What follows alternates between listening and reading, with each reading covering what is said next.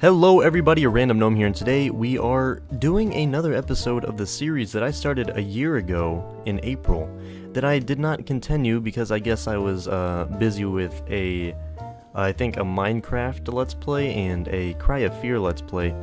And today we're going to do Let's Talk Games. Yeah, it's been over a year since I've done this, so it's going to be kind of odd. The last episode I did was Next Gen Hardware, and, you know, that was a really technical thing, and we had to, you know, go through different statistics about what the graphics cards were that the Next Gen consoles were using and how they compared to, you know, the most popular PC card at the time.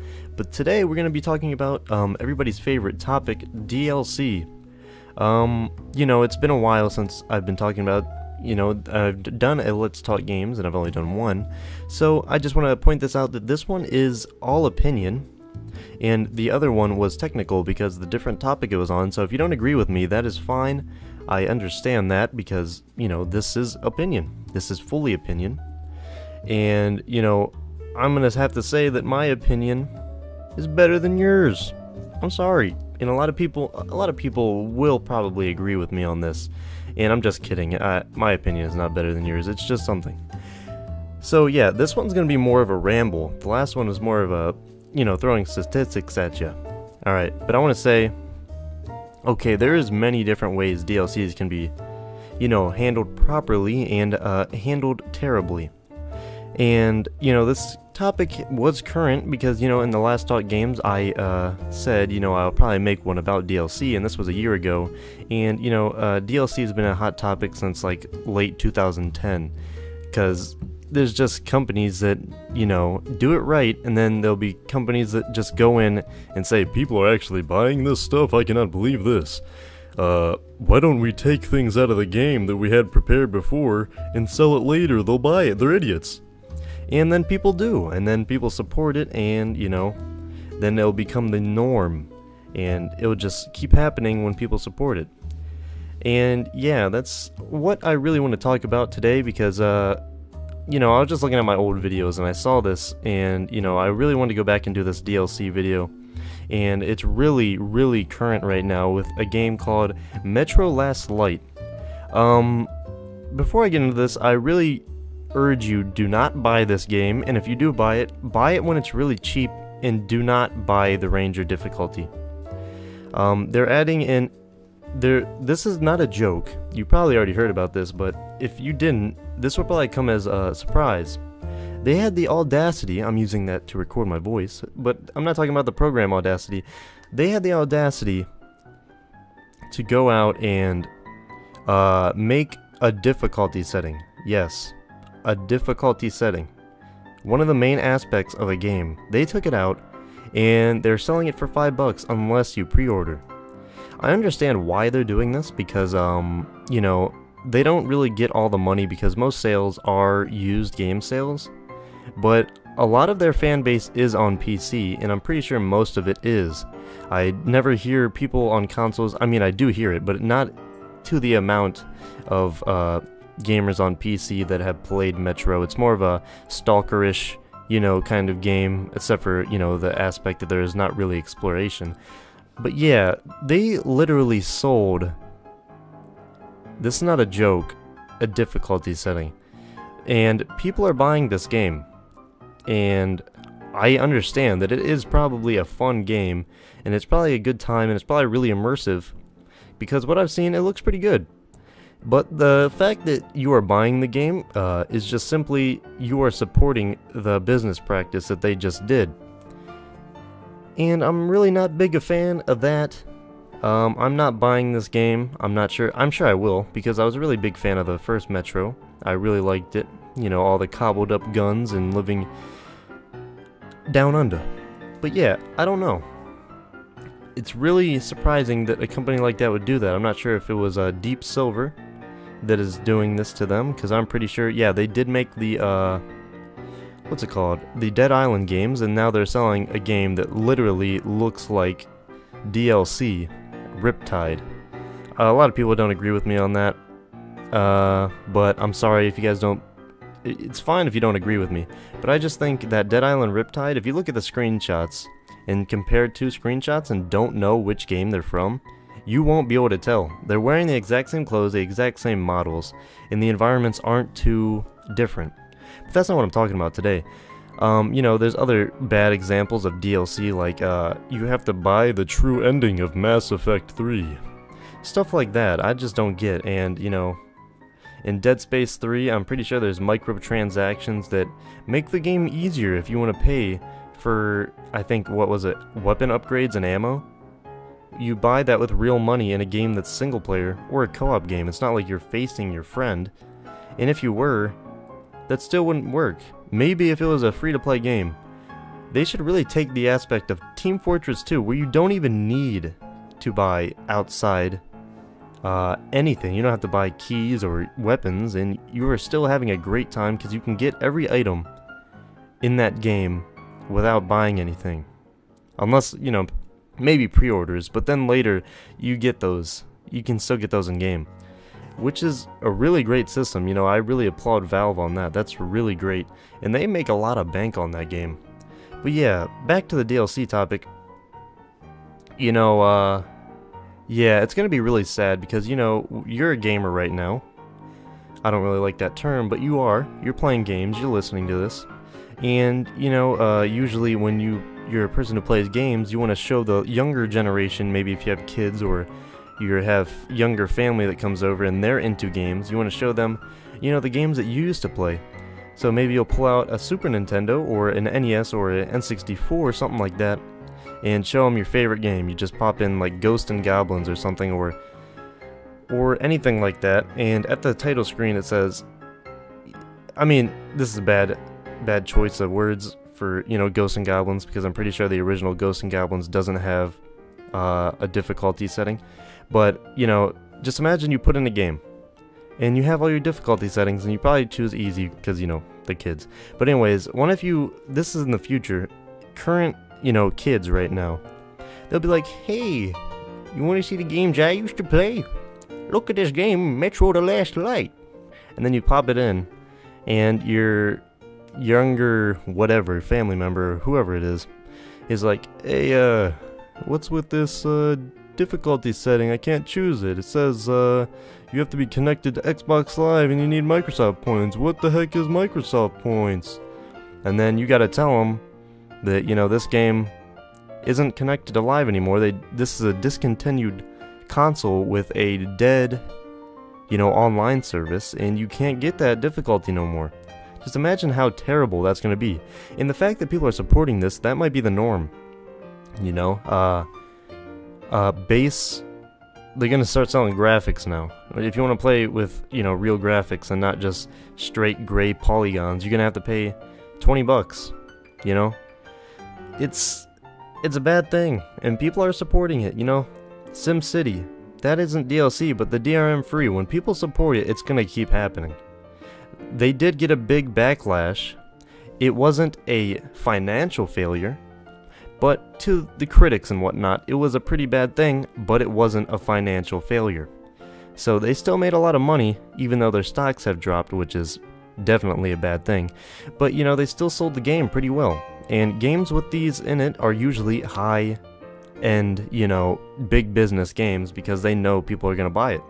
Because there's such a fan base behind those games. SimCity, anything with the Sims on it, people are going to be buying that, no matter what.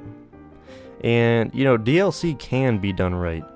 Just look at the Borderlands games. I'm not a huge fan of Borderlands, but they don't go in and say, we're gonna, take out this boss right here and, put him in. No, they actually take their time, and Gearbox really takes a long time.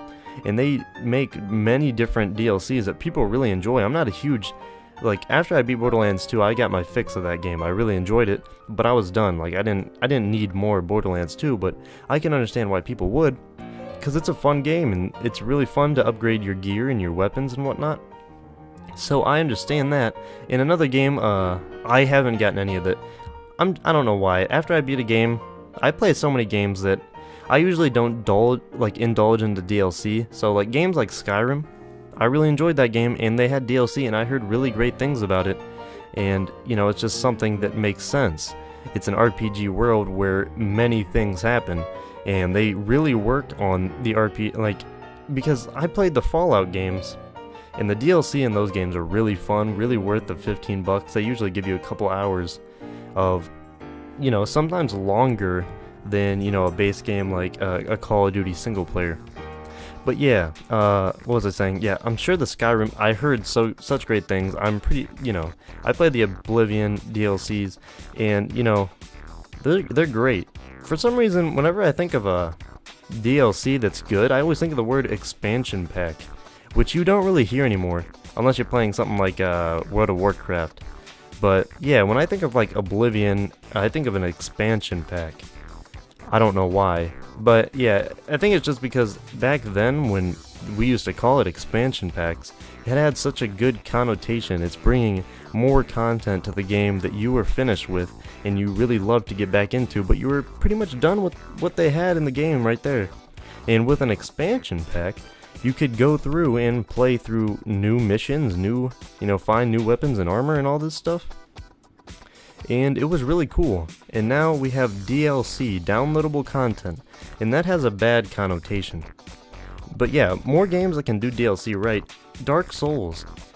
The DLC came out a while after it was out, and, the fan base critically, that's critically acclaimed. And the fans love it too. Like, they add 3 new great bosses, a lot more armor and weapons and more lore to the story, and that's just something you can do right. And we have these games like Metro selling difficulty settings, and I think it was like if you pre-order you get a gun that you can't get in the base game. Come on, this isn't no multiplayer game, this is a single player game.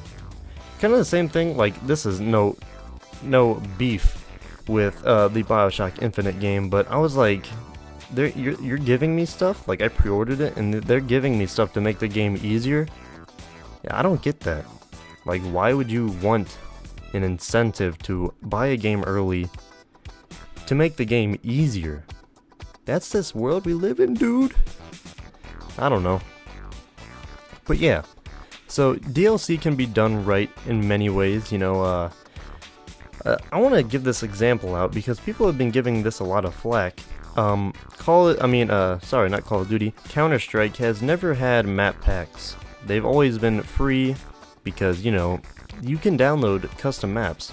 And this is the same with this community map pack released for Counter-Strike Global Offensive, but you can also give money because they are community-made maps, and you can give money to the creators, and it's optional. You don't have to. You can play these maps on the server browser, but I don't think you can play them in matchmaking, which makes sense to me. I bought it because I like seeing not character created stuff, community made stuff in games. It's a really nice thing. That's something what you can do good with the highly use of downloading and the internet today. That's something that I think is really great, because back in the day you didn't have people able to do stuff like that. Maybe like in Doom or something, you can make custom maps and stuff like that in Quake. But other than that, it wasn't that huge until where it's at now. There's people making, people have been making crazy things for a couple of years now, and I like it. Yeah, I've delved off into a lot of different other topics in this video. I just want to say, my thoughts on DLC, it can be done right, it can be done bad, and it seems like the bad is getting a lot more attention than the good, and that's a good thing, except for it's not at the same time. But people are still supporting these bad DLC decisions, and it's not bad that you're supporting the game, it's the bad thing that you're supporting the business practices that come with the game. And people are really attached to that Metro game because it provides such a a fun, survival-esque feeling, and you are, it's just a fun game to play. And then they release a second one, and you have to buy a difficulty. It's really odd saying that, buying a difficulty mode. Can you believe that? Alright, that's enough of me rambling. I want to hear your thoughts on this. Please comment below. Will this be the new norm? I don't know, I sure hope not. If I were you, I would stray away from Metro The Last Light, maybe pick it up when it's like $5 on Steam, or maybe when it goes down in a used price. Or if you're really daring, go hit up some torrents. If you know me, oh god, what the heck did I just say? I usually look down on torrenting games because I'm a big fan of, supporting things that I think do things right. Whenever a game, like, even sometimes I don't enjoy the game a lot, but the business practices that they do, it makes me want to buy the game, even though it's a game that I wouldn't buy usually. But in this world, there's so many things that people are experimenting with, and if you support that, they're gonna keep doing it. And, people are saying the bad guys are people like Deep Silver, EA, and maybe Ubisoft, and yeah, it is them. They're doing bad things, but you're supporting the bad things that they do, so they're gonna think it's okay. And once they see that that's okay, and other companies will see that, oh hey, they're supporting this, and it'll just keep happening, and then it'll become the norm, which I do not want to see. But yeah, I don't know. DLC can be done right. I'm not saying it's a bad thing, but yeah, thank you guys for watching. Once again, sorry for rambling so long.